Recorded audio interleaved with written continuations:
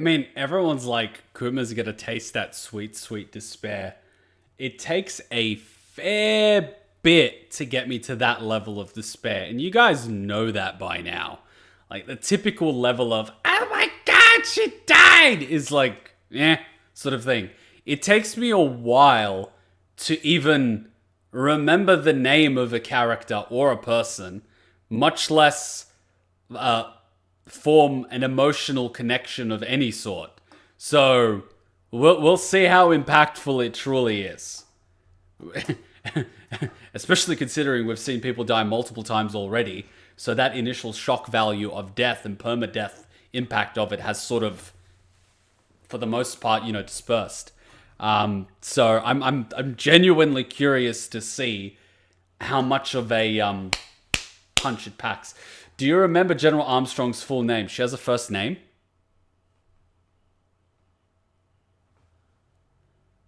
I'm gonna guess.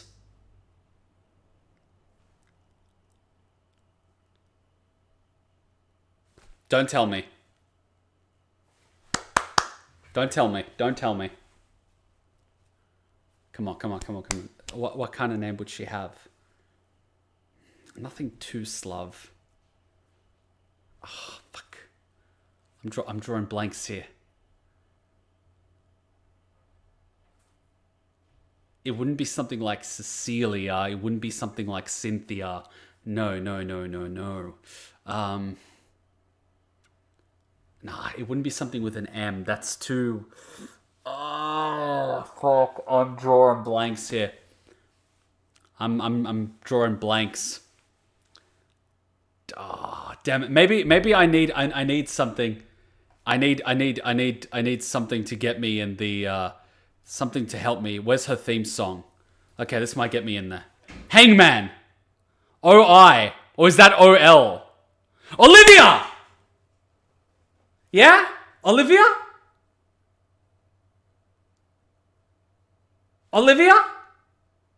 Olivier.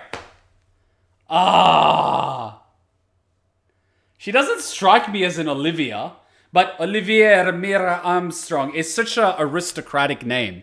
It almost makes me want to take him to the back of the palace and behead them. But anyways, that's just the inner Slav in me.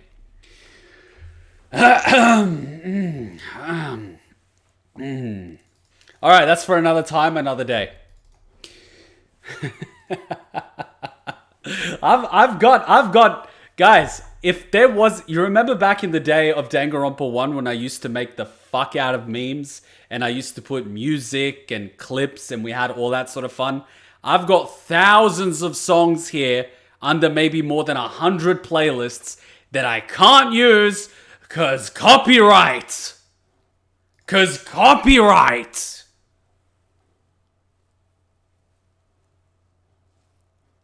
If there's one thing I can remove from the world, it would be copyright.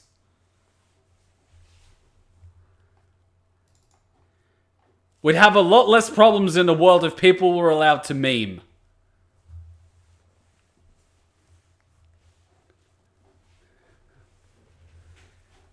We're up to episode 61, I believe, because we watched 60.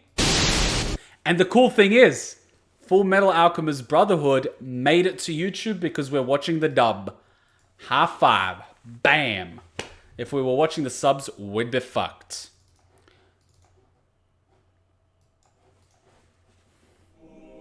The sun is male, representing masculinity. The moon is female, representing femininity. When the sun and the moon overlap, then the two genders become one. In other words, the union represents a perfect being. So then what's a perfect being? Does that mean immortality? Or maybe something even greater. But what could be greater than that? I don't know. Maybe God or something. Join me! Yes! I will no longer be bound to you or your consequences!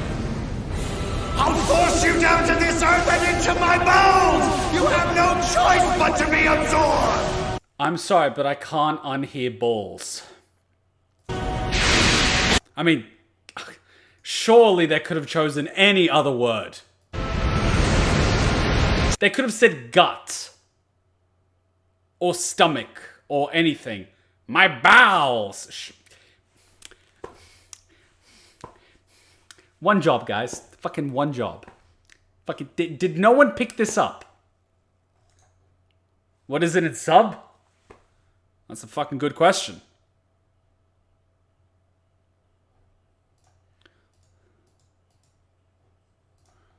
Yeah, copyright monster.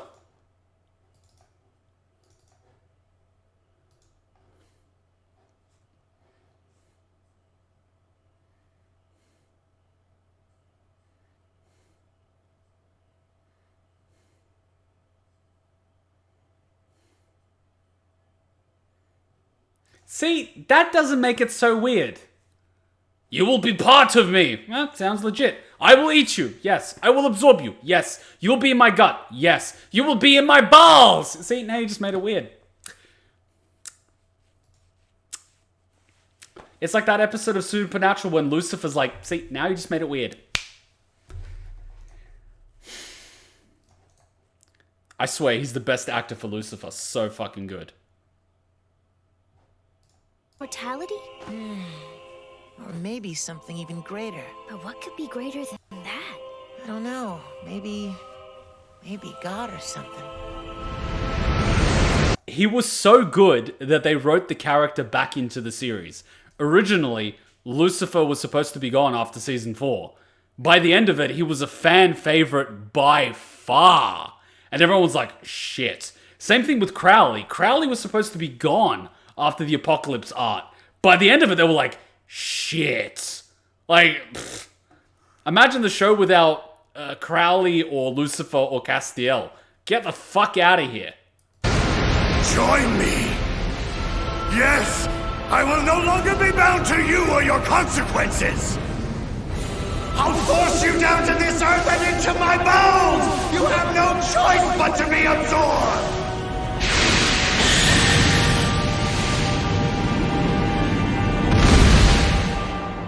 Hello, anime company. Yeah, I'd like to talk to the manager.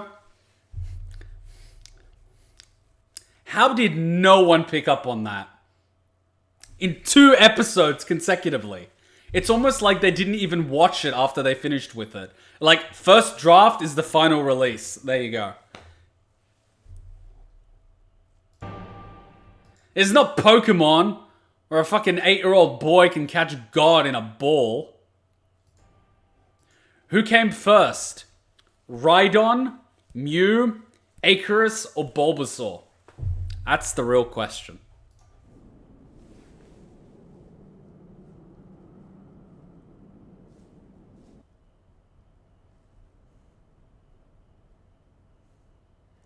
You know, it's near the end of the series where they're doing the intro sequence in the middle of a scene. They're like, we don't even have time. What? Is Cell on the loose again? Or did Goku take a little too much energy?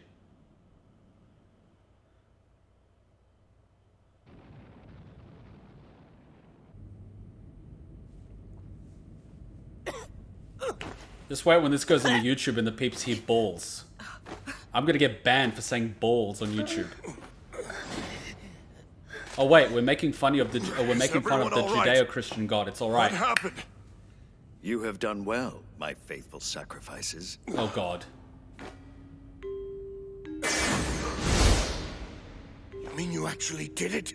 Yes. I have done what I set out to do. Acquire God. Acquire God? That isn't possible. Unfortunately, it is. Given a great enough amount of energy. Wait, what energy? A Philosopher's Stone? It can't be. Does this mean everyone was turned into a Philosopher's Stone? How many lives were sacrificed for this? Amestris is a large country. At least 50 million people. I mean, I just gotta say, you should have done the summoning circle in China. You would have easily gotten 1 billion.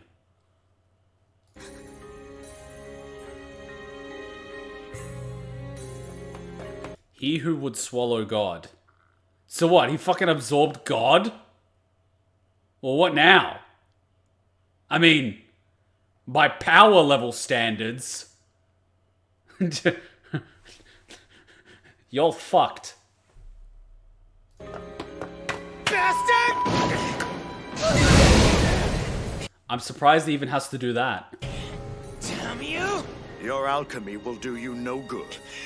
This is what happens when children discover the command console in computer games for the first time. Farewell, gentlemen. What are you? What's that?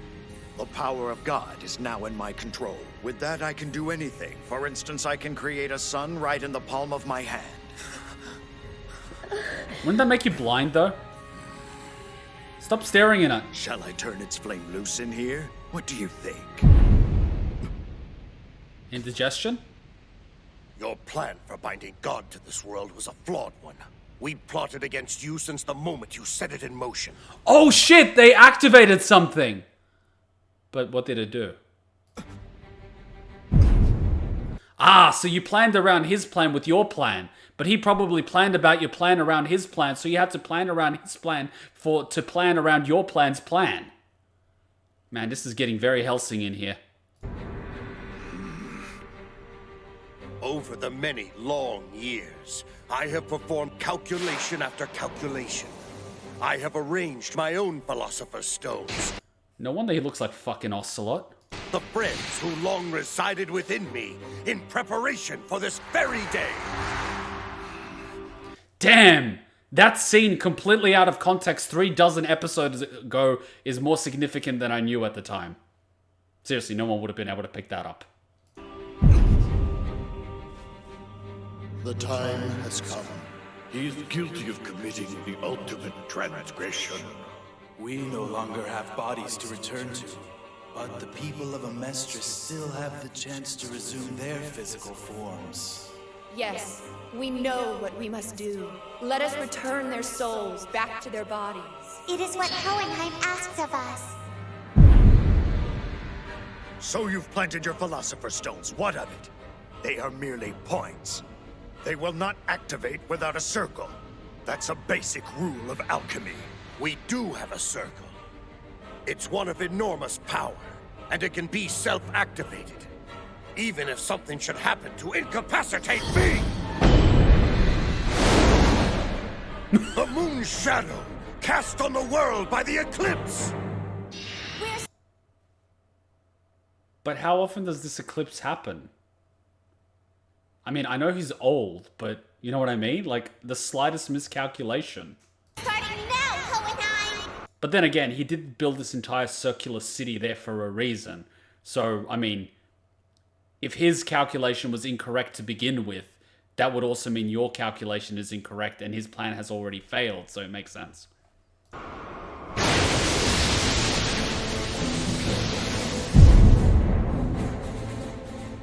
Even now, you still think you can stop me? You're a fool, Hohenheim! That's the very reason I came back. It's time you remembered your place, dwarf in the flesh! You would think after all this time he would give him a nickname. Dwarf in the Flask. D-I-T-F. D-I-T-F. Dift. I call you Dift now. I dub thee Dift.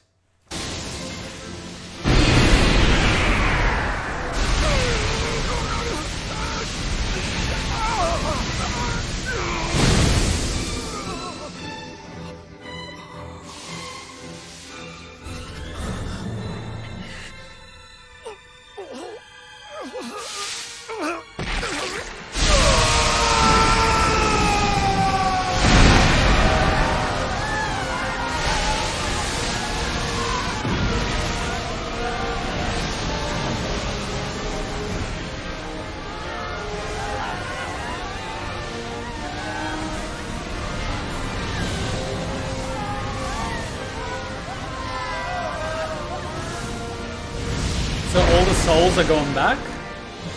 But wouldn't he still have the ones he originally had? Which still makes him considerably more powerful than these guys?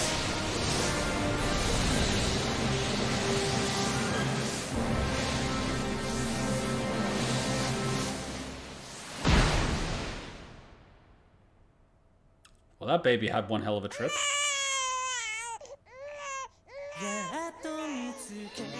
Ah, copyright claim.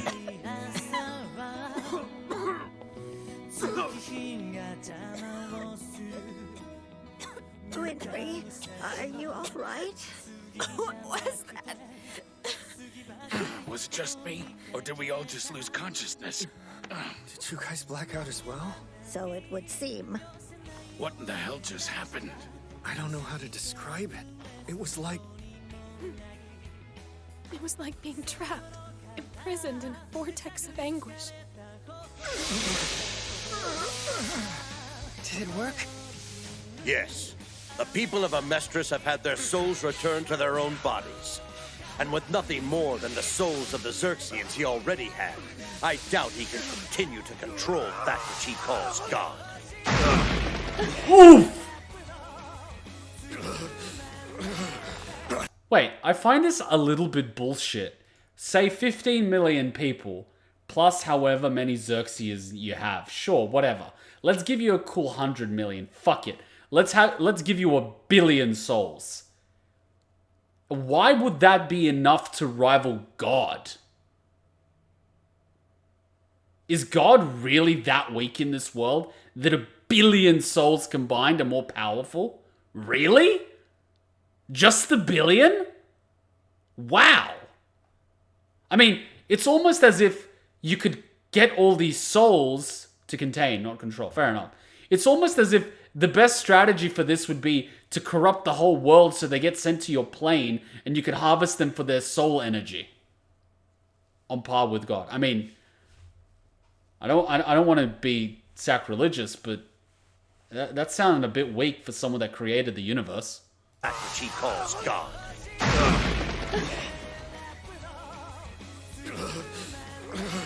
I could always create another stone. I am not through. There are more! 1 billion humans I can draw energy from!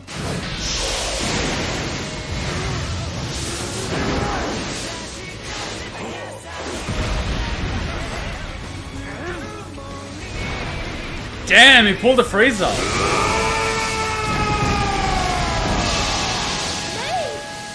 Detecting and using the power that flows within the ground is what we alchemists do! What's more, the greater the power the other side has, the greater the power that I can use becomes! Yeah! You just got Mace Windude, Palpatine. Look out! Behind you!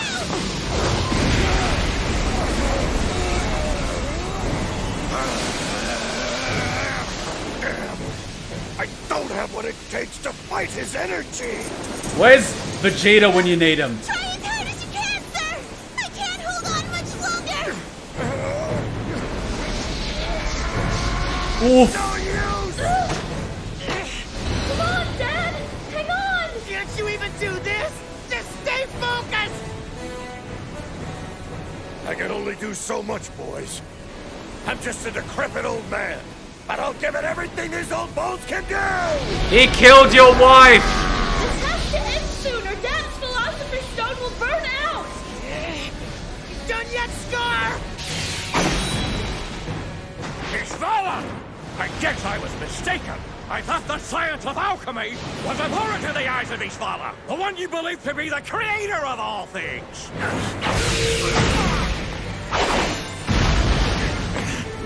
Have you abandoned your god?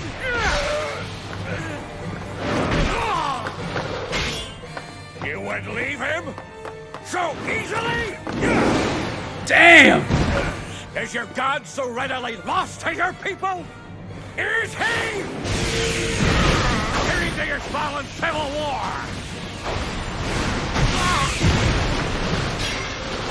When you were surrounded by nothing but despair! Damn!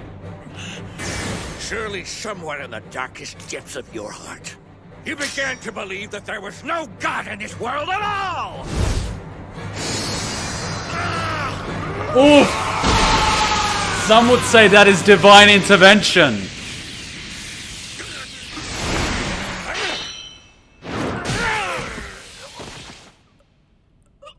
Fucking respect.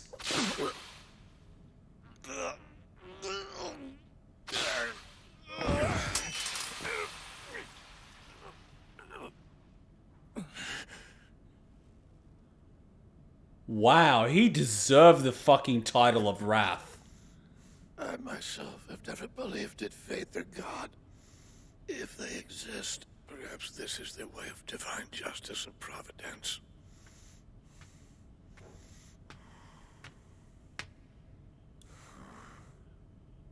And it seems they've sent a visitor to do the deed. Here to avenge your grandfather. Very well. Go ahead. Any last words you'd like to say? None. Such a sad life. Tell me, Bradley, was there anyone who you loved? Any friends? Your wife? I mean, there was that one girl that slapped me across the face when I was a teenager. Biggest hard-on I ever got. My wife. Are you saying you have nothing? No message for her? When she finds out what you are? Your trivial words of sorrow, of love and guilt mean nothing to me, young lady. That was a comment about Bradley. That's why he married her. Come on, guys! My wife understands. She is the woman that I chose to live by my side. There are no more words that need to pass between us now. That's what it means to be the wife of the Führer. And now you've spent all your time asking useless questions and lost your opportunity for vengeance. What a shame.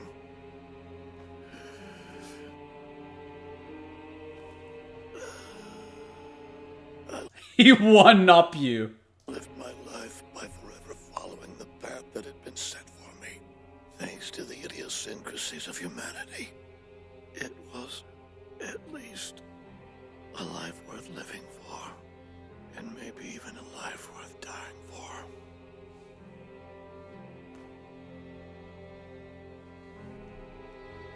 All things considered, it almost sounds like if you asked him the question, if you could go back, would you do anything differently? He would probably respond, no, I'd do it all over again.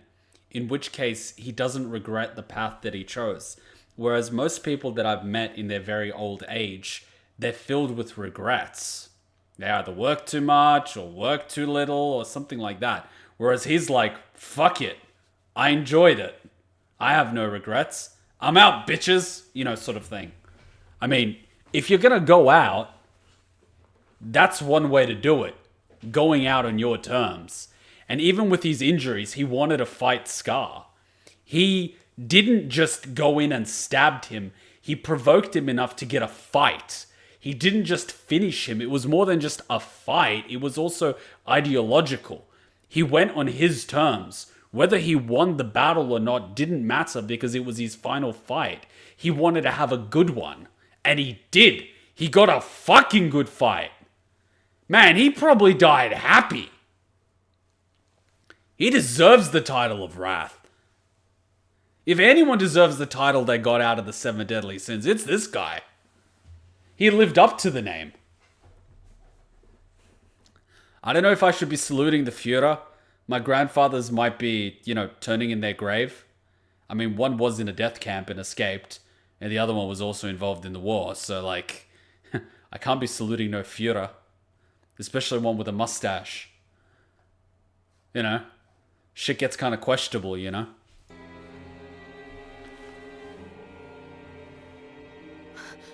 sent something.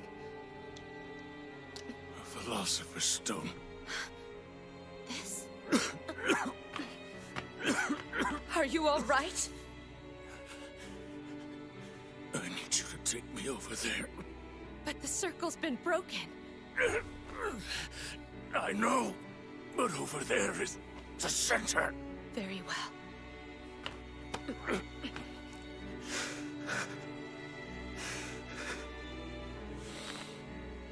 Brother, I cannot lie. The hatred within me has not perished, and yet I'm about to help a mistress, the very object of my hatred. You spoke of positive streams and negative streams. Thanks to the life I've lived, I carry both within me. I wonder which way I will flow.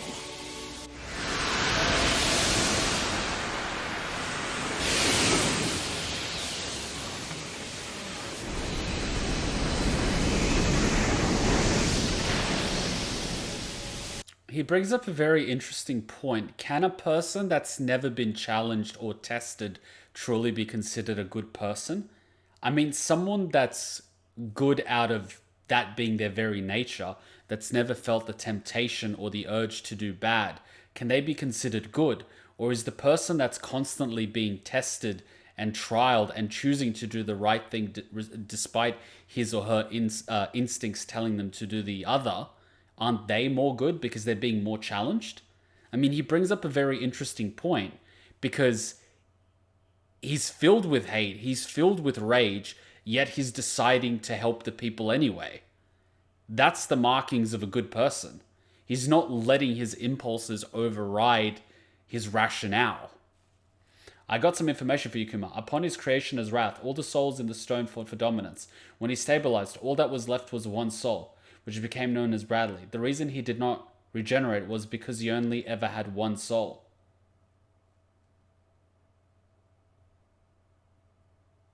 Ah. So because it was so wrathful, they just kept fighting each other until only one remained. So it's effectively like sharks in the belly.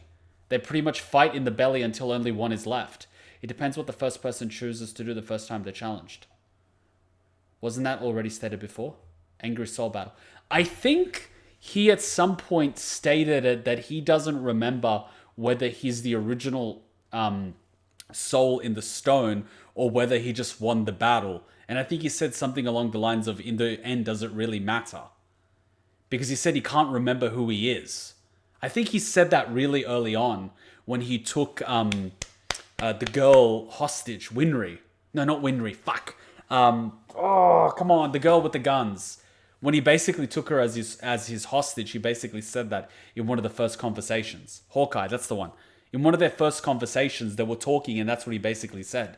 He was asking her what's her opinion of the leader of their nation being a homunculus, and then she basically asked something and he said, well, you know, like, I don't remember who I am. All I've had is this name and title. It was given to me.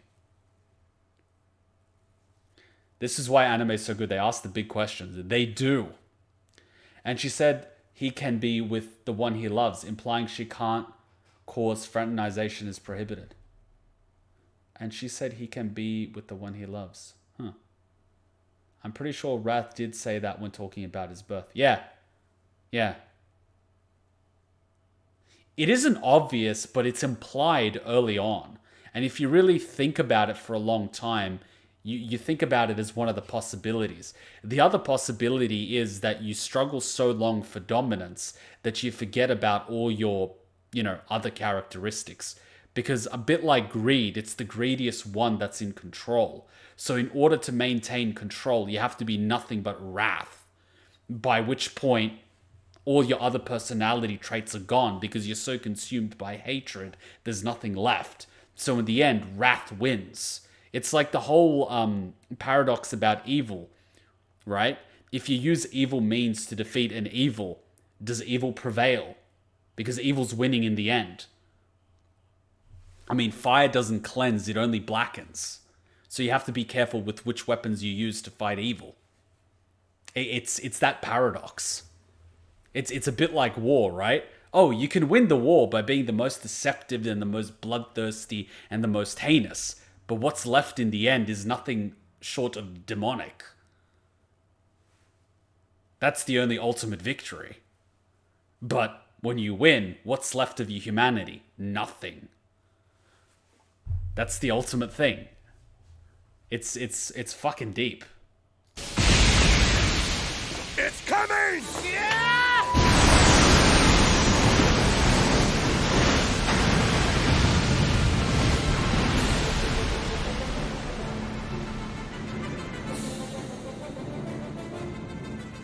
How do you like that? Your little throne has been reduced to rubble. Now I think it's time someone put an end to all your damn posturing. So I am gonna take you down and the truth along with you! Fullmetal Alchemist. As a character, Bradley was one of the best. I was editing episode 1 and he's in episode 1. He's got the title, he's got the presence, and that first time he has the conversation with Ed and Al and everyone, he has that aura, right? And I haven't edited the episode, but I chalked it up to him just being a boss, you know? Interrogation disguised as a conversation. But he had that whole playful aura of like, you know, the iron fist in a leather glove sort of thing. But he masked it so well. He was in broad daylight the entire time, hiding in plain sight. And he's a well thought out, well developed character. And the nation he leads is basically Nazi Germany. He's the fucking Führer, and they're dressed in virtually SS uniforms. And a lot of the weapons they use are like World War I, World War II. German rifles, submachine guns, and the grenade that he used was even a German grenade. I mean, the themes are fucking everywhere, but he's in broad daylight in the middle of it, and no one suspects it. It's so well done. In hindsight, you're kind of going like, well, duh. But it's like, I mean, come on. And you see the father in episode 1. That plot is anime only, not in the manga. When Isaac McDougall used the fake Philosopher's Stone. It also explains why he needed to be such a good fighter, because he never had the crutch of regeneration. It makes sense. It makes sense. I thought when they were training all the potentials for Wrath, that it was like, well, obviously they're not just going to give the stone to any brat. They want to give it to someone that has the raw nature of Wrath. So when they empower a person, you want that nature to be, you know, multiplied by X or whatever. So you're not just going to give it to a random. You're going to give it to the best and most, you know, hateful, murdering psychopath you can find. Which is obviously why they should have given it to General Armstrong. But you get what I mean. she's a sweetheart, but you get what I mean, right? But the fact that he only had one adds to it something that I didn't really think about. Exactly, they didn't just want to give it out. They had to give it to someone who could survive.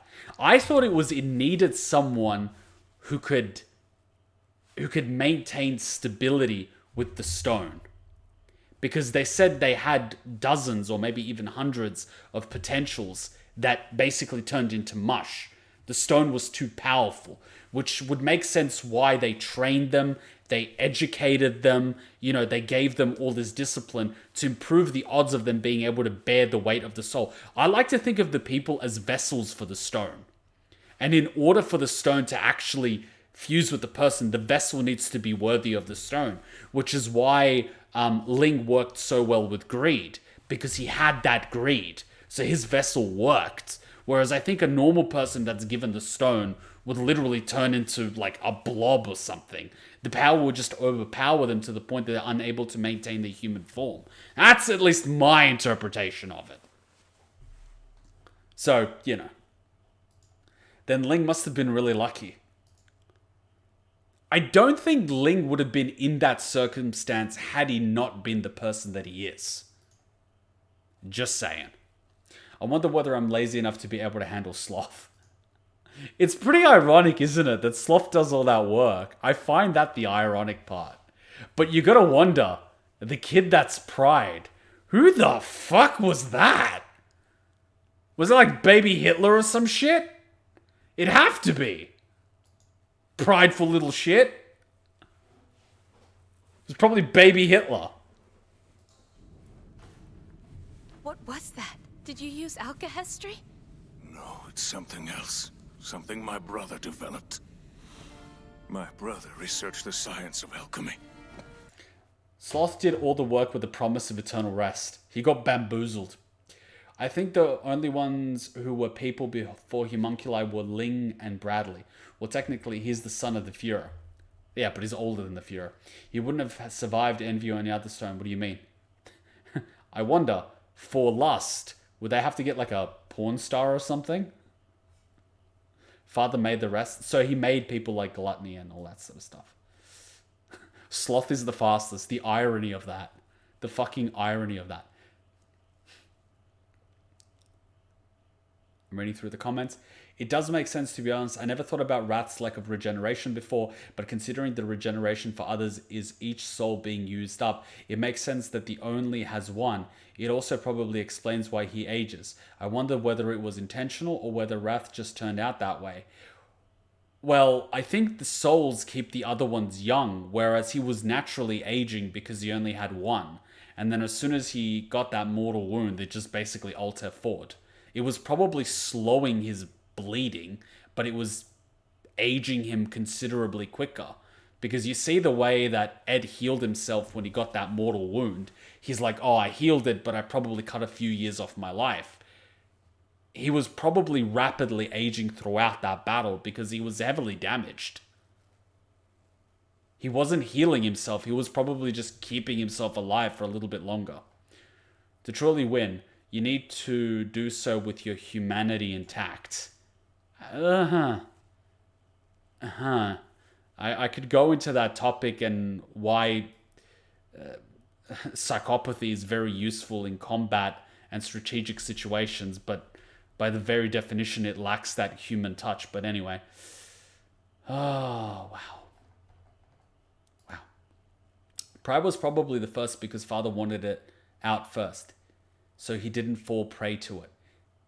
I'm pretty sure the father was pretty prideful even without it.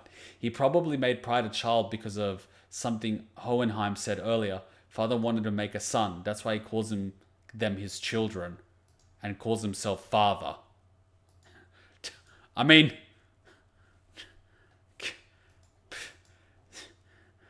I think Freud would like to have a session with the eyeball in the glass jar.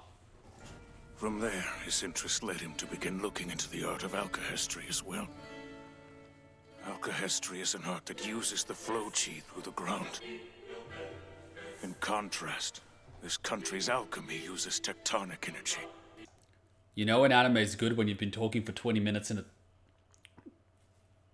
we've been talking for 40 minutes and we've only watched 14 minutes. That's how good these episodes are. Jesus Christ.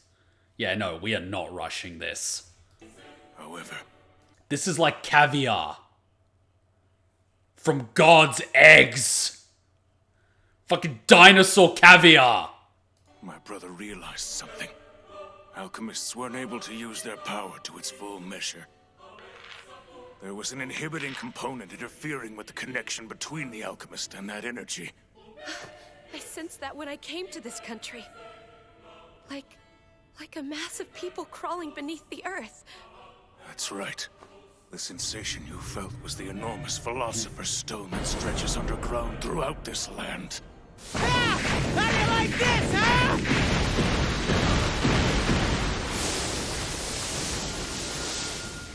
Is it really true?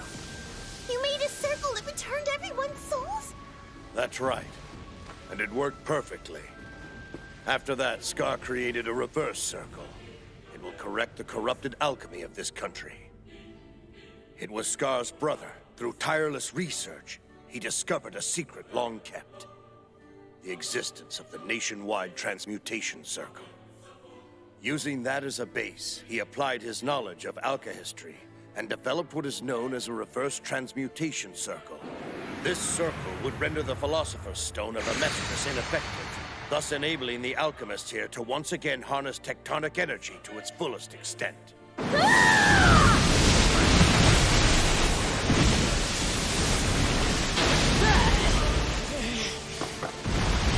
Keep it coming with all you've got! Look at that. Scar's brother ended up saving the people of the country that probably feared his people and were probably okay with them being wiped out due to propaganda. Yet he saved the country. Wow. Wow. Wow. Just like, wow. I mean, yeah, he was probably doing it to stop the enemy, but at the same time, he inadvertently saved the people in the other country. Wait, that means that Al and Ed have been fighting while handicapped. Wait, Armstrong too. Like the Jews saving Germany. I mean, that's a good example. That's like Jesus saving the sinners. Make him use his Philosopher's Stone! He'll run out of energy! Yeah, and when will that be? I'm not sure, but we have to keep on trying! Here, take this! I like it, the Slov way. Keep hitting him till he dies. This I can get behind.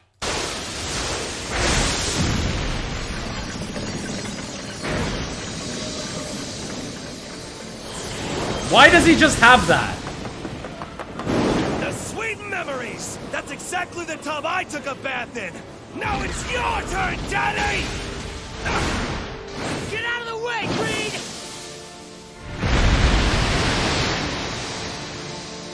Man, the fucking arrogance of this guy. He doesn't even move.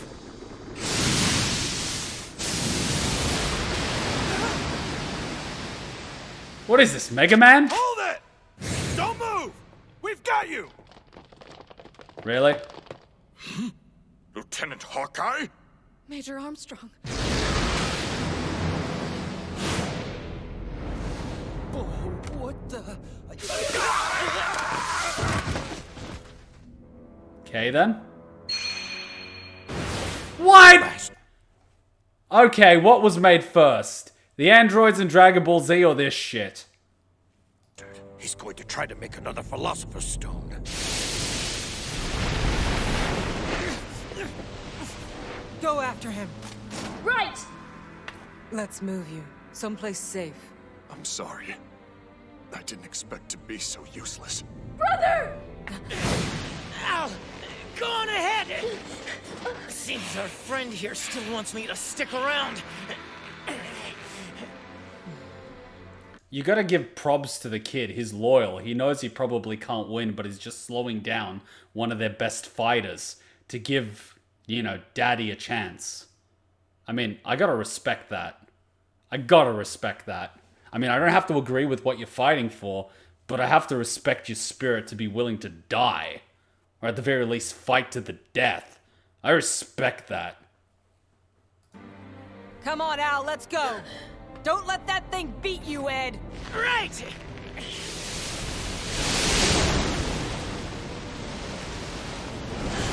Darling! Zumi! This is no time for happy reunions. Look after Mustang. Right. Colonel! We still have some business we need to finish up above. We'll be seeing you! Colonel, are you injured? What's wrong? My sight is gone. Lieutenant, how are your injuries? Don't think about me. Just worry about yourself for once. Your eyes. Lieutenant, can you still fight? Yes, sir.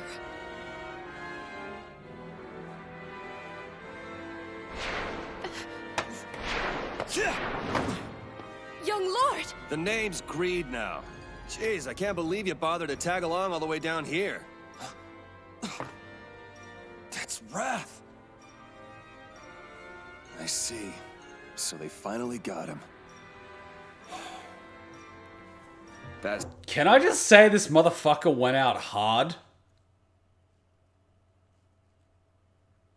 I mean, he fought to the end. That raises another question. Can the homunculi be completely evil? They're mostly loyal to the person who gave them life and followed his orders. They were told humans were lower than them, just like how humans are told animals are lower than them. I would bring that back to the conversation that Pride had with Al while they were trapped. And he said not all humans are bad. And he told the story of how his mother jumped in front of a car to, you know, protect him from being hit. And he was a little bit like, it was a completely useless gesture, but not all humans are self-centered. So at that moment, Pride understood that not all humans are in the same bucket. But he still chose, regardless of all that, to follow this path that would sacrifice his mother, as well as all these other potential humans that weren't bad. Up until the point he knew about it, I put no blame on him.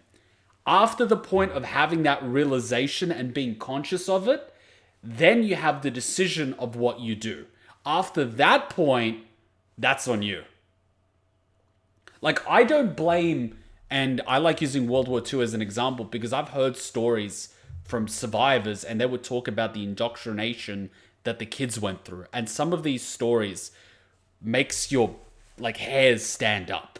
But a lot of the kids, especially from an early age, and a lot of the society was brainwashed and indoctrinated. And a lot of the soldiers of the Wehrmacht and a lot of the other armies and the other divisions, they didn't actually know what was going on because the information was being controlled.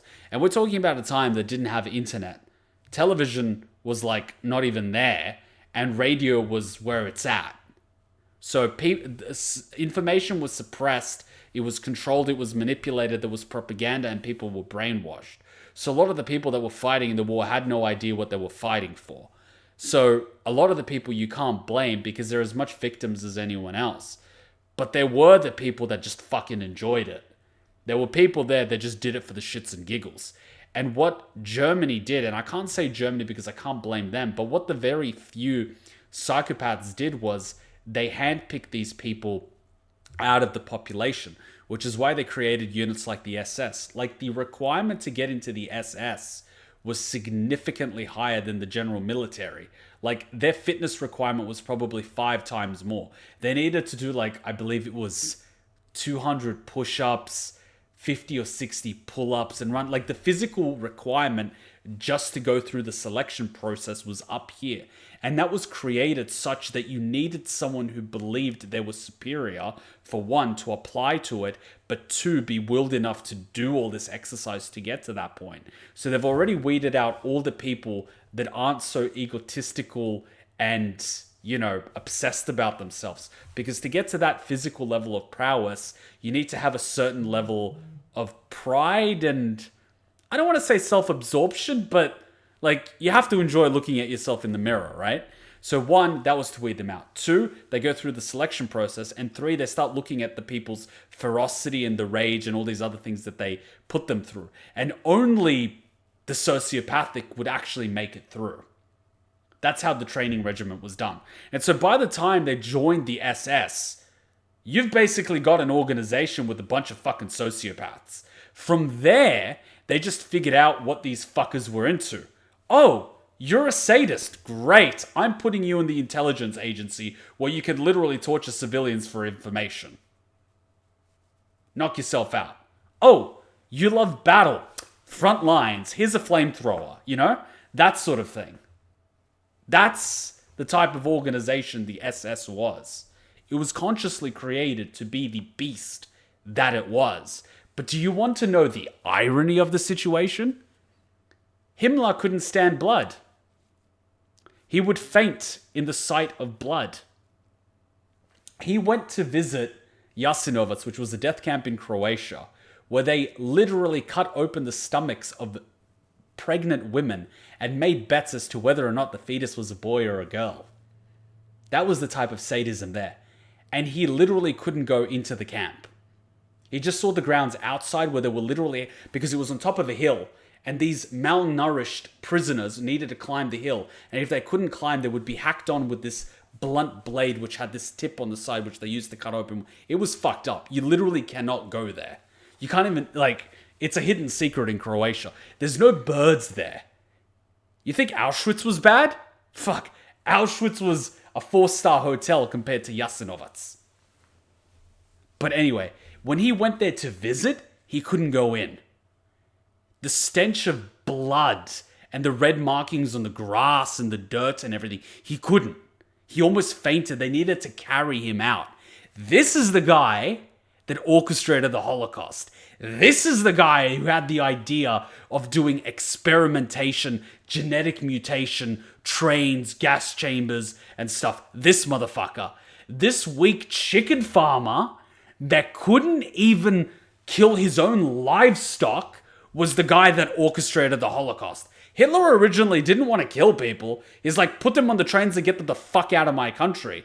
And Himmler was the one that said, I got an idea. This is the motherfucker. This guy.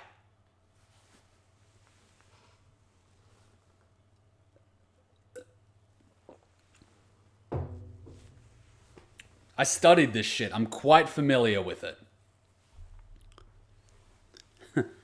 Hell's empty, ladies and gentlemen. The demons are already here. And trust me, they're fucking monsters. The devil's in human flesh. Trust me, you do not want to meet one of these people. We're in hell. These are the motherfuckers that work a 9-to-5 job, have a family, and on their weekend go to a shopping center, pretend to have a bad leg, get a cute girl to help them load something into their van, and they close the van. Yeah, I'm talking about Ted Bundy. He was a fucking predator that hunted people in shopping centers. The monsters are here, ladies and gents. Hell's empty. How did we get to this topic? Good question. Let's continue. We're going to a dark place. That's right. Decisions are what matter, not your nature. That's the difference between us and some of the animals. Read the messages. That is fair. I will scroll up a little bit. Yes, he was very hard. His sight was taken when he was forced to perform human transmutation. Pretty sure we got that. This raises a question. Can the homunculi completely be called evil? I think we touched on that. Actually, I just realized that Bradley's wife was leaving Central before the promise day. That means Bradley probably was trying to get his wife away from the circle to save her until Mustang got her back to Central. Well, I mean, he obviously cared for her. Actually, envy changed when his beliefs were challenged too. When he realized exactly what it was about humans he was jealous of, he killed himself.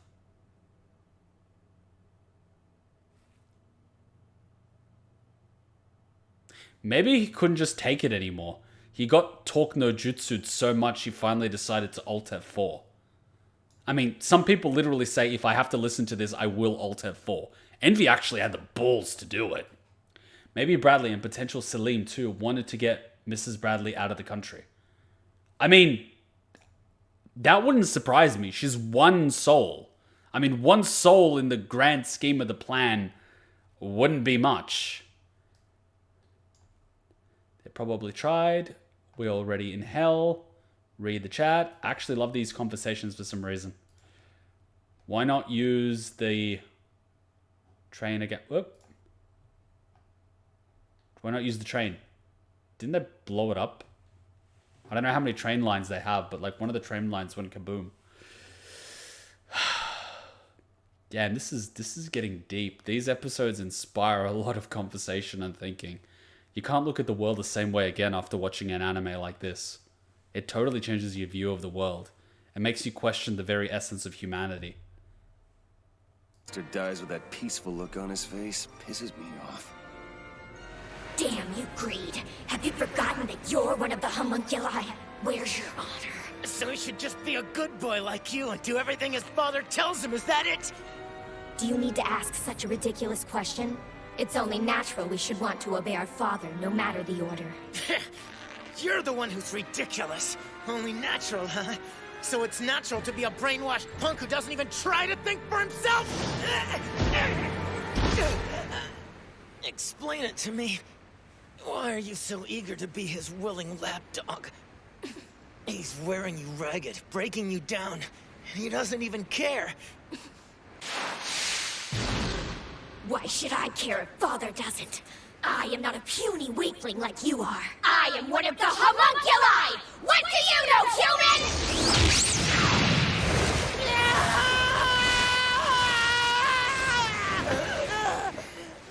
This container won't last much longer. But still, like my father is, you are of Hohenheim's bloodline. So we're virtually brothers. Which means, Edward Elric, I can use your container. Your body belongs to me. What? You can't have it, Pride. I won't let you take this body. It's not a good fit for a homunculus. Kimberly, there's no way. How could you maintain your individuality among this tempest of souls? It's just not possible. You call this a tempest? Oh, stop. You're going to make me laugh. The bitterness that all of these voices contain soothes me like a lullaby. Why are you interfering? You're getting fucked from the inside.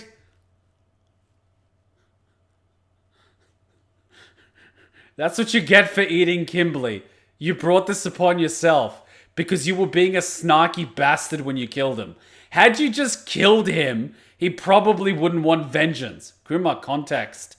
We don't discriminate here. We made fun of the Catholic priests, now we're making fun of the little boy. It's only, you know, fair. I mean, if we don't pick on the little boy, it's unfair. Kimberly, why? Not by choice. I was perfectly content, but when you decided to throw away your honor as a homunculus, you forced me to step in. You speak of your precious pride, that quality for which you were named. But then you suddenly find yourself in grave danger, and you seek to escape into the body of a human, the lower life form that you so despise. It's pathetic. You're a disgrace.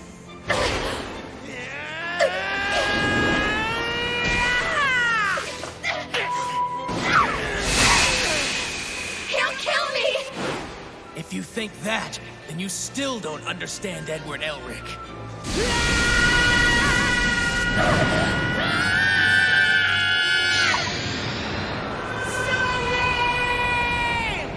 Impossible! He's turned himself into a philosopher's stone and now he's forcing his way inside me? Why are you naked? I've caught you! You are mine!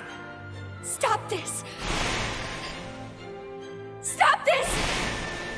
Please stop!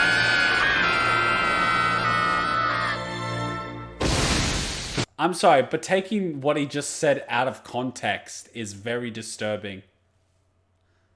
You've just been struck by a smooth criminal. Dun dun dun dun dun dun dun dun dun dun dun dun.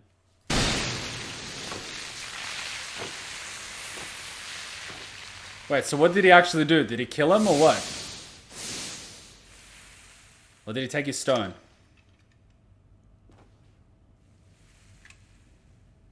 What? So this is your real body.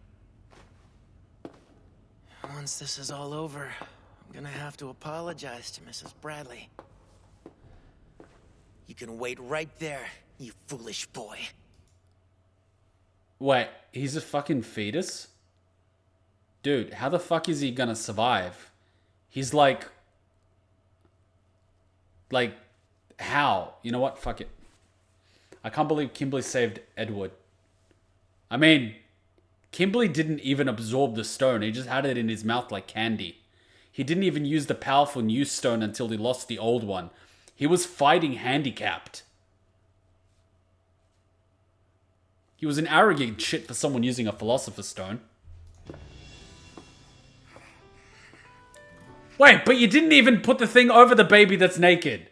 I mean, the baby's gonna lose body heat and die. And it's in direct sunlight, despite never being exposed to sunlight. Its skin is gonna burn and get cancer, you cruel bastard.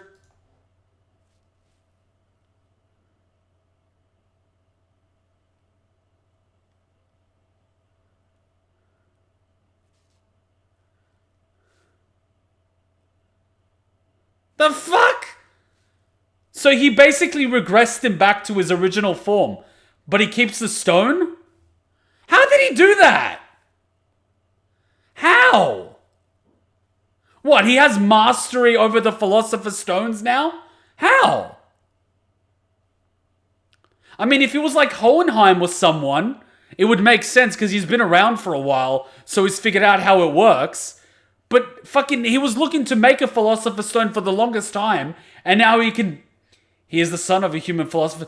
It doesn't fucking work that way! Nepotism doesn't bear very much here.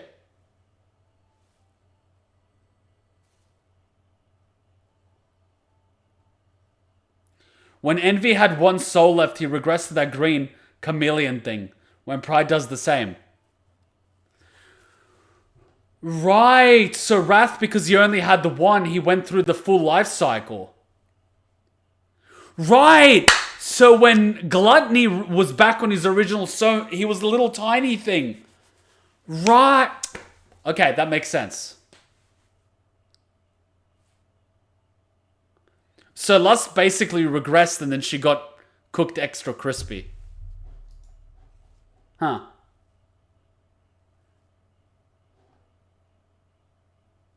Huh.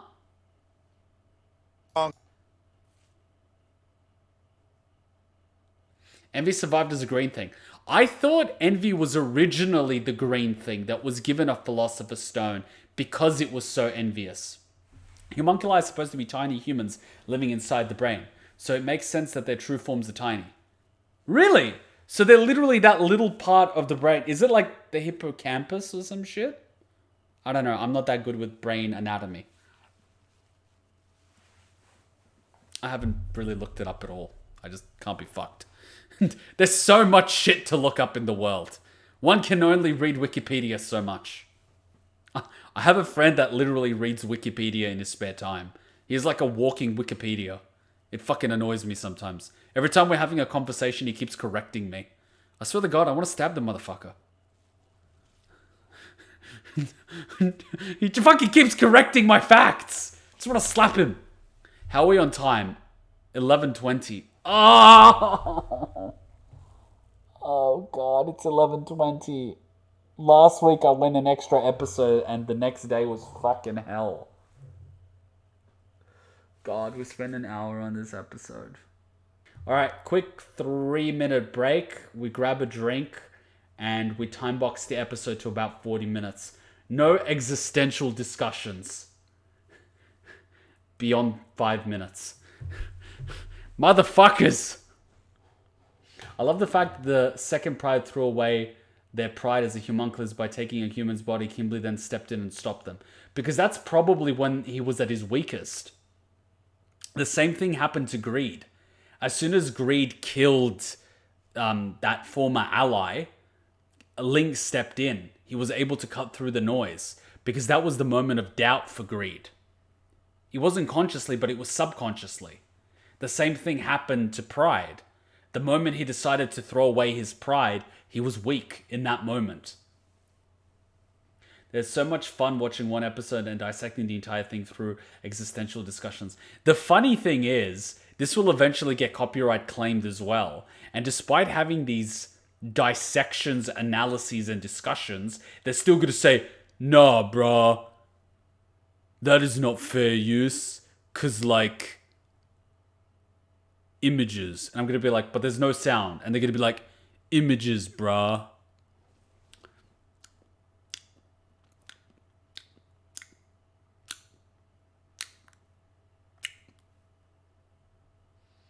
At some point, you just got to tell the companies to go fuck themselves with a broom handle. All right, quick 3-4 minute break. Hey, did I hand you a shrinking potion by accident? I could have sworn that was the gender swapping one. Don't be hating. She's fun size, that's all. She doesn't even have to get on her knees to blow. You want to add anything to that conversation? Nope, I'm good. In fact, I think your new size makes you an even more formidable and stealthy ninja.